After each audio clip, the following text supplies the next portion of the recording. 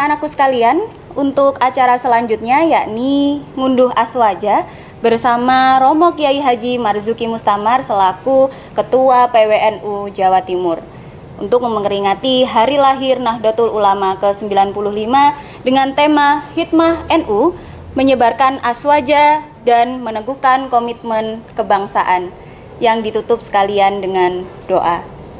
Pada Romo Kiai Haji Marzuki Mustamar, dipersilakan.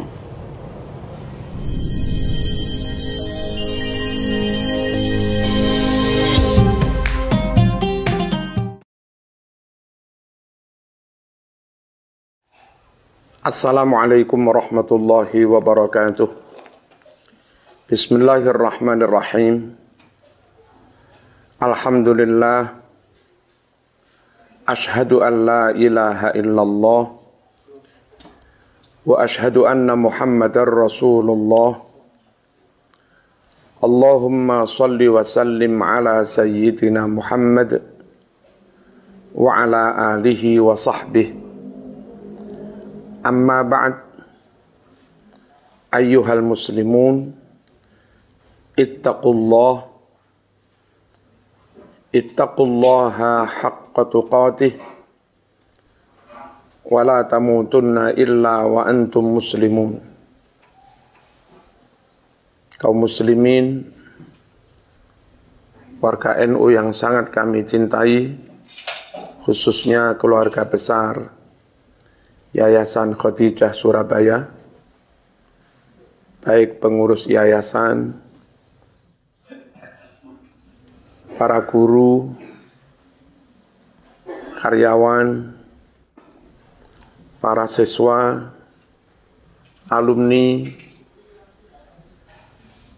wali santri, wali siswa, juga masyarakat pendukung Yayasan Khadijah Surabaya yang sangat kami hormati. Kami doakan semoga panjenengan semua senantiasa sehat, panjang umur, istiqamah alal imani wal islam ala aqidati ahli sunnah wal jamaah fi jam'iyyati Nahdlatul Ulama. Kaum muslimin, warga NU, warga Yayasan Khadijah Surabaya, bertepatan dengan hari lahir Nahdlatul Ulama, tanggal 16 Rajab, bertepatan dengan tanggal 28 Februari 2021, mari kita bersama-sama berhadiah suratul Fatihah untuk Hadratus Syekh Kiai Haji Hashim Asy'ari, Hadratus Syekh Kiai Haji Abdul Wahab Hasbullah, Hadratus Syekh Kiai Bisri Sansuri, juga guru dan syekh beliau semua, Syekhona Khalil Bangkalan, punyai para ulama, para pengurus, para tokoh, dan para anggota NU dimanapun berada, yang wafat semoga diampuni dosanya, diangkat derajatnya, yang hidup semoga diberkahi. Lana walahumul Fatihah. A'udzu billahi minasyaitonir rajim. Bismillahirrahmanirrahim. Alhamdulillahirabbil alamin. Arrahmanir rahim. Maliki yaumiddin. Iyyaka na'budu wa iyyaka nasta'in. Ihdinas siratal mustaqim. Siratal ladzina an'amta 'alaihim ghairil maghdubi 'alaihim waladdallin. Amin. Kaum muslimin, warga NU, warga Khadijah Surabaya yang sangat kami hormati, bahwa penting sekali kita senantiasa menjaga Islam. Dijaga supaya Islam ini tetap utuh, tidak dikurang-kurangi, tidak ditambah-tambah. tetap asli, tidak dirubah-rubah. Baik teksnya, Quran maupun hadis, asli, nggak ditambah, nggak dikurangi, nggak dirubah-rubah. Ataupun makna dan pemahamannya. Tetap asli sesuai dengan makna pemahaman yang diajarkan oleh Rasulullah SAW dan para sahabatnya. Juga tetap asli, utuh dari sisi prakteknya. Salatnya, puasanya, zakatnya, manasiknya, dan yang lain-lain. Sesuai dengan kaifiyah yang dituntunkan oleh Rasulullah SAW. Ketika kita kaum muslimin terus berusaha keras menjaga keaslian Islam, keutuhan Islam, seperti yang kami sampaikan tadi, maka kita pun yakin bahwa meskipun jarak waktu antara kita dengan Rasulullah SAW sudah 1400 tahun lebih, namun kita yakin bahwa apa yang kita pahami, apa yang menjadi akidah kita, ilmu yang mendasari ibadah-ibadah kita, kaifiyah, salat, puasa, manasik yang kita lakukan sehari-hari, sesuai dengan tuntunan Rasulullah SAW. Dan meyakini mantap bahwa semuanya itu sesuai dengan tuntunan dan perintah Rasulullah SAW sangatlah penting. Karena dengan cara itu ada harapan besar. Ibadah dan amal kita diterima Allah Subhanahu wa taala. Kalau tidak yakin apa yang kita lakukan sesuai dengan tuntunan Rasulullah SAW, bahkan mungkin memang benar-benar enggak sesuai dengan tuntunan dan perintah Rasulullah SAW, maka sia-sialah amal seseorang dan tidak diterima. Imam Muslim meriwayatkan hadis sahih, "Man amila amalan laisa alaihi amruna fahuwa raddun." Barang siapa melakukan amal ibadah tidak sesuai dengan apa yang kami perintahkan, maka amal orang itu ditolak. Jadi yang namanya amal harus sesuai dengan perintah tuntunan Rasulullah SAW. Mana yang sesuai? Yang asli, yang utuh, tidak dikurang-kurangi, tidak ditambah-tambah, tidak dirubah-rubah. Kaum muslimin rahimakumullah, bagaimana ikhtiar berupaya keras supaya ajaran Islam, amal Islam tetap sesuai dengan tuntunan Rasulullah SAW. Kita tahu di kalangan umat Islam ada aliran macam-macam. Ada aliran yang hanya menerima, mencintai Ahlul Bait, menolak, membenci, bahkan memusuhi para sahabat. Menolak, membenci, bahkan memusuhi para sahabat. Abu Bakar pun bahkan kadang mereka kafir-kafirkan. Siti Aisyah pun mereka lecehkan.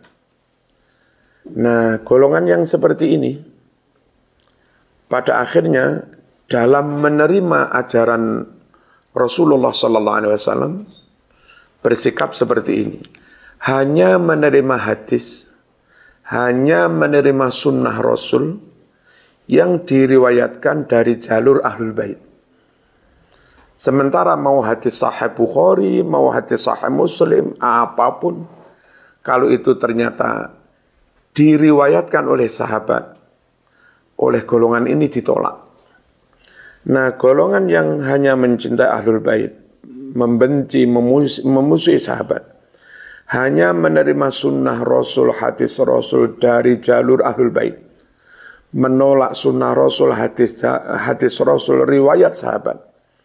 Golongan seperti ini otomatis tidak utuh menerima dan mewarisi ajaran Rasulullah SAW. Bagaimana bisa utuh? Wong Nabi itu menyabdakan hadis kepada sahabat kan dia ribuan hadis. Dan itu mereka tolak semua. Jadi mereka nggak utuh mewarisi ajaran Rasulullah sallallahu alaihi wasallam. Nah, kaum muslimin rahimakumullah, warga Khadijah Surabaya yang kami cintai, kami sayangi, jangan ikut golongan yang seperti ini. Yang secara umum orang menyebut ini adalah golongan Syiah. Kalau Anda ikut golongan Syiah, maka Anda terjebak pada sikap hanya menerima sunnah Rasul versi Ahlul Bait. Menolak sunnah Rasul versi sahabat. Dan itu enggak sampai utuh 100%. Atau golongan berikut ini, Khawarij. Kebalikannya kaum Syiah. Khawarij itu menerima sahabat. Tapi mereka menolak, membenci, memusuhi Ahlul Bait.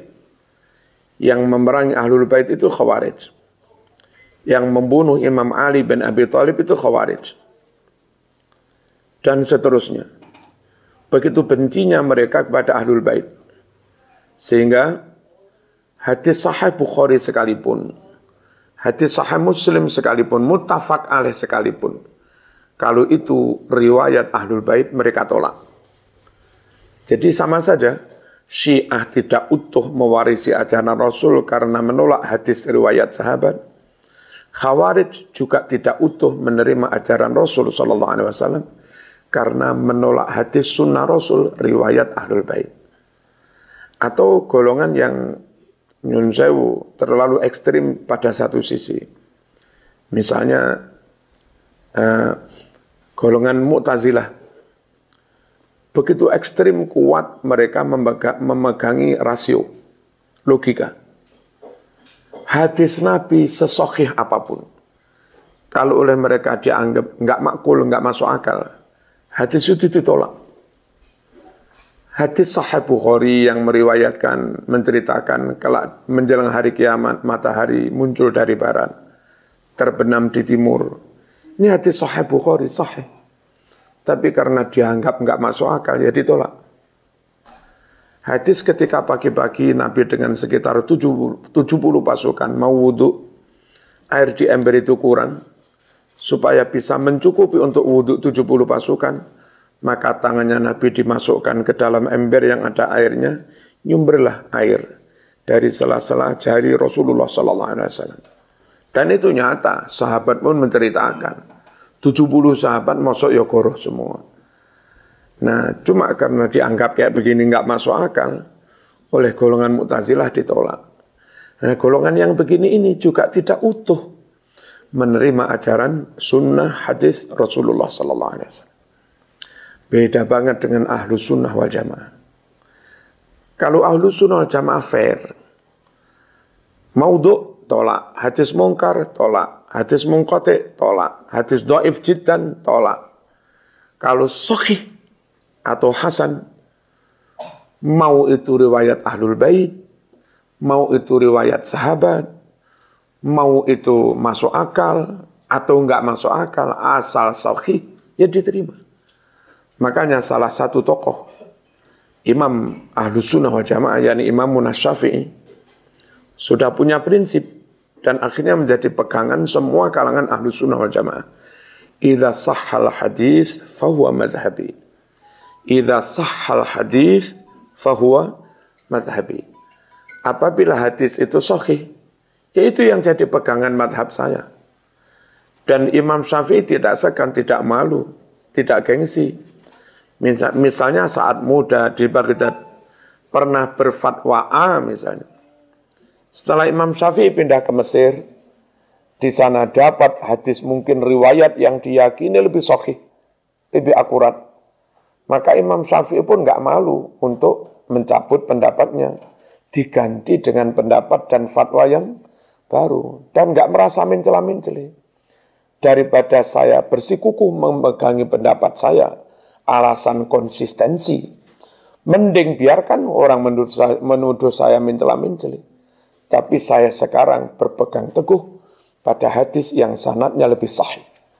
Sehingga ada qaul qadim dan ada qaul jadid. Idza sahhal hadis fahuwa madhhabi. Nah, dengan ikut Ahlus Sunnah wal Jamaah, maka Islam ini, ajaran Islam menjadi utuh. Enggak ada sunnah Rasul yang kita tolak. asalkan sahih. Perkara ditolak karena maudhu, ya memang harus ditolak, hadis palsu. Perkara ditolak karena mungkar, perawinya orang yang kadang bohong, orang yang sering melakukan dosa besar, ya harus ditolak. Nggak mungkin kita pegangi agama berdasar hadis riwayat orang pembohong, berdasar hadis riwayat orang yang suka melakukan kemungkaran, dan yang lain-lain. Atau dhaif, orangnya mungkin solih perawinya, tapi gampang pelupa, gampang lupa. Hadisnya dhaif. Kalau itu enggak kita pegangi, ya memang Quran sendiri menyuruh kita bertabayun. In ja'akum fasiqun binaba'in fatabayyanu. Cek, cross check untuk mencari berita yang lebih akurat, lebih valid, lebih objektif. Itu memang perintah Quran. Dan salah satu ciri kaum munafik itu ada berita, ada apa, belum diklarifikasi, sudah disebar, sudah di-share. Jadi sembrono, enggak akurat, enggak teliti, gampang nyebar yang belum jelas, itu sifatnya orang munafik. Dalam Al-Quran, Allah Subhanahu wa Ta'ala mengatakan, wa idza ja'ahum amrum minal amni awil khaufi adza'u bih. Kalau datang kepada mereka kaum munafik suatu perkara, belum jelas ini, menyangkut keamanan negara atau menyangkut tidak aman, belum jelas, wong amrun ini nakiroh, masih humud, masih belum jelas. Mereka sudah adza'u, mereka sebarluaskan berita itu. Seharusnya enggak begitu. Kalau memang benar-benar mukmin enggak begitu. Walau radduh ila rasul wa ila ulil amri minhum la'alimahu alladhina yastanbitunahu minhum. Andai mereka mengkonfirmasikan hal itu, tanyalah, kurcek sana, kurcek sini. Tanya pada Rasulullah, tanya pada ulil amri, tangan kanannya Rasulullah SAW, Abu Bakar, Umar, Utsman, Ali. Mereka akan mendapatkan jawaban yang benar. Nah, perkara Ahlus Sunnah wal Jamaah enggak memegangi hadis maudhu, enggak memegangi hadis munqati, enggak memegangi hadis dhaif jiddan. Bukan kita menolak sunnah Rasul. Ya memang ajaran Rasul, ajaran Quran suruh kita teliti. Kaum muslimin rahimakumullah, warga Khadijah yang sangat kami cintai. Dengan prinsip itu, maka secara tekstual, Ahlus Sunnah wal Jamaah itu ngaji, mewarisi teks Al-Quran hadis yang utuh dan benar. Lalu berikutnya, bukan hanya mewarisi teksnya secara utuh, tapi juga berusaha mewarisi makna pemahaman praktek secara benar, asli, sesuai dengan pemahaman praktek yang diajarkan oleh Rasulullah SAW. Bagaimana caranya? Ahlus Sunnah punya prinsip. You kalau ngaji harus berguru. Ojo moco dewe, ojo dipahami dewe, apalagi moco terjemah. Kalau Anda hanya baca sendiri, siapa yang menjamin pemahaman Anda sesuai dengan pemahaman Rasulullah SAW? Kalau hanya baca terjemah, siapa yang menjamin harokat di buku terjemah itu benar? Siapa yang jamin terjemahan itu benar? Apa Anda tahu si mutarjimnya, orang yang benar-benar ahli nahwu, sorob, balaghah, badi', ma'ani, bayan, mantek, dan seterusnya? Karena kita nggak tahu juga. Nah, untuk mendapatkan makna pemahaman yang asli dan benar, setelah teksnya juga asli dan utuh, maka kalau menurut Ahlus Sunnah wal Jamaah, belajarlah kepada para ulama. Atau kepada ustadz-ustadz yang mereka pernah ngaji mondok kepada para ulama. Seperti di Khadijah ini, guru-guru agamanya alumni pondok, ustadz-ustadz Qur'annya alumni pondok, khotibnya alumni pondok. Kalaupun mengundang penceramah juga orang-orang yang alumni pondok. Ini perlu. Kenapa alumni pondok? Karena kalau di pondok itu mesti ngaji dengan kita menghadap kiai. Sehingga pernah mengalami pewarisan ilmu secara langsung dari guru. Yang dulu kiainya itu ngaji kepada gurunya, ya begitu. Gurunya lagi dulu ngaji kepada gurunya, begitu. Terus bersambung-sambung sampai Rasulullah SAW. Ngaji model Ahlus Sunnah wal Jamaah seperti ini. Ini manut guru, ini manut guru, ini manut guru. Kita yang orang awam ngundang orang-orang yang pernah mengalami belajar seperti itu. Dengan cara itu maka dari beliau-beliau kita mendapatkan makna, pemahaman, praktek yang mereka warisi secara turun-temurun dari Rasulullah sallallahu alaihi wasallam. Itu harus Ahlussunnah wal Jamaah berusaha keras supaya mewarisi ajaran Rasul, baik lafadznya, teksnya, maknanya, pemahamannya secara utuh dan benar. Bukan hanya itu kaum muslimin rahimakumullah. Di samping prinsip harus diguruk nih. Sekarang ini banyak percetakan-percetakan yang mungkin rodok sembrono. Tim editorialnya nggak ahli nahwu sorof, nggak ahli khot, nggak ahli balaghah, sehingga banyak sekali cetakan-cetakan yang salah, tulisan-tulisan yang salah. Bahkan kitab-kitab Bukhari Muslim yang diterbitkan oleh golongan di luar Ahlussunnah wal Jamaah, kayaknya memang sengaja disalah-salahkan, sengaja dikurang-kurangi, hadisnya pun dikurang-kurangi. Nah terus bagaimana? Ini menjadi sangat urgen, sangat penting. Pastikan sampean ngaji kepada ulama. Kayak saya begini, ini ada kitab lawas-lawas. Ini umurnya mungkin sudah 200 tahunan. Lebih kayak begitu. Nah, santri yang ngaji ke pondok, pondok manapun, pondok sini, pondok ya Mas Duki Mahfud, pondok Lirboyo, Peloso. Yang mana kiainya itu punya kitab lawas. Pernah ngaji kepada kiai yang dulu kiainya juga pakai kitab lawas. Ini kalau santri itu beli kitab anyar yang tulisannya keliru-keliru tadi, maka santri yang kitab anyar tulisannya keliru ngaji di depan kiai, kiainya bilang, "Cung, kurang alif, cung. Iku khok, cung, duduk hak, cung," dan seterusnya.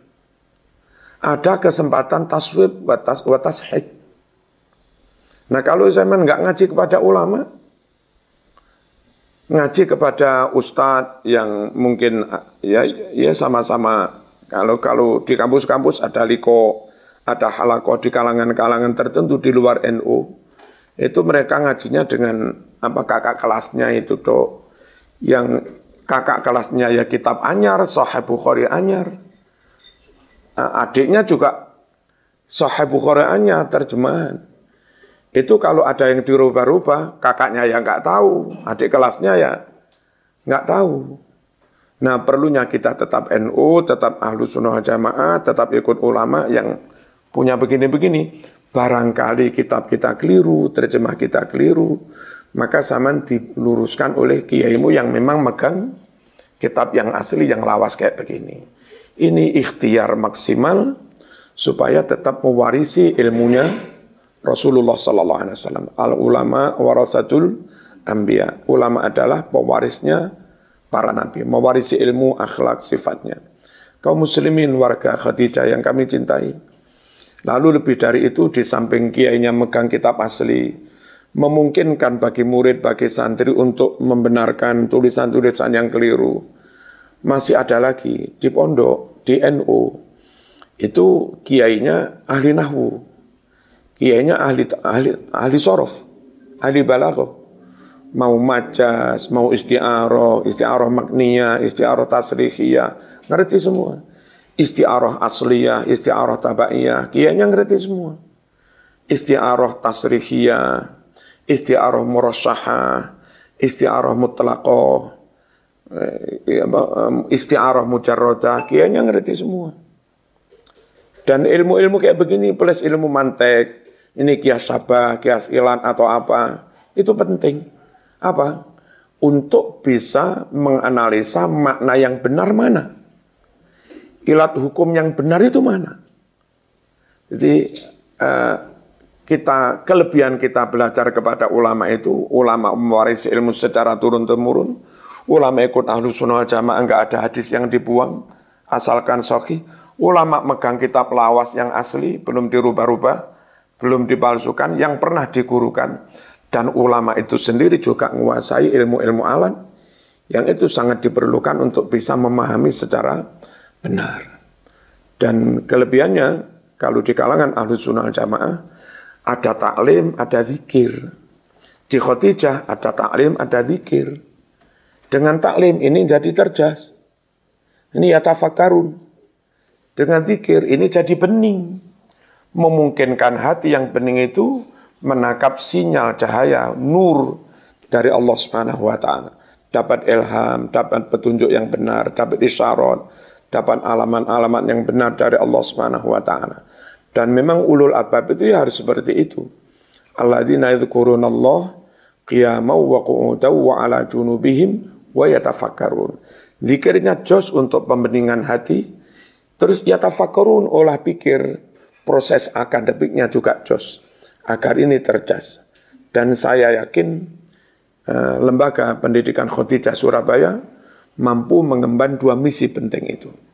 Bagaimana pengurusnya, gurunya, murid-muridnya, bahkan wali muridnya bisa yatafakkarun, juga bisa yadhkurun.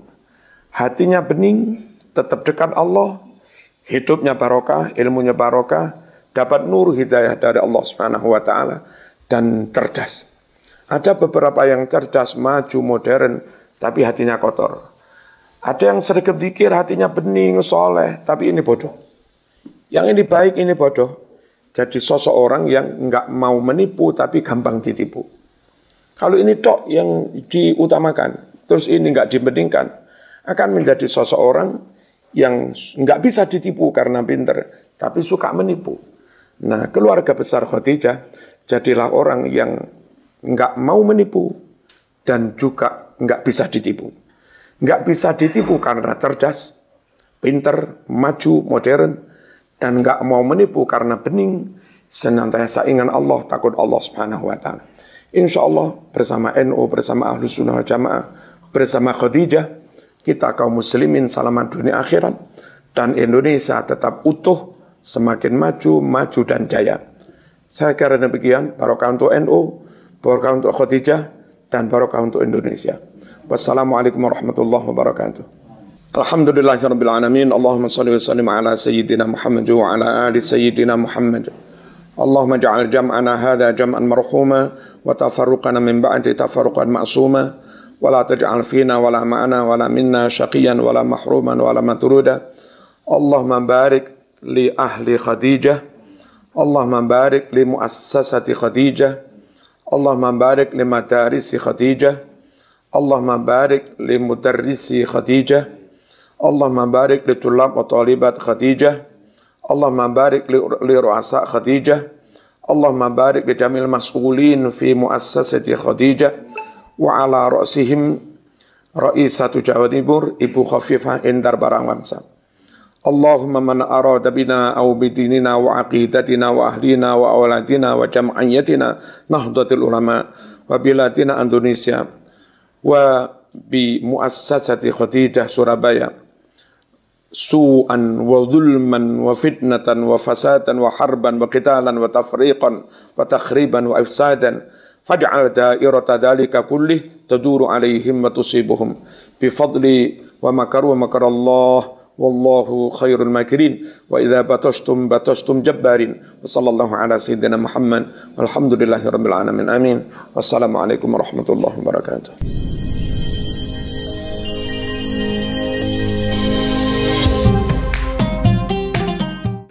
Demikianlah rangkaian acara peringatan Harlah ke-95 Nahdlatul Ulama.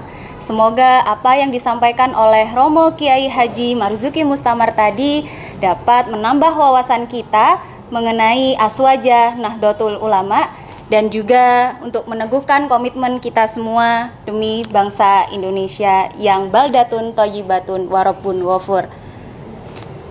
Akhirnya saya Putri Inayati sebagai pembawa acara mengucapkan terima kasih dan mohon maaf atas segala kekurangan. Saya bangga menjadi Nahdiyin. Billahi taufik wal hidayah. Assalamualaikum warahmatullahi wabarakatuh.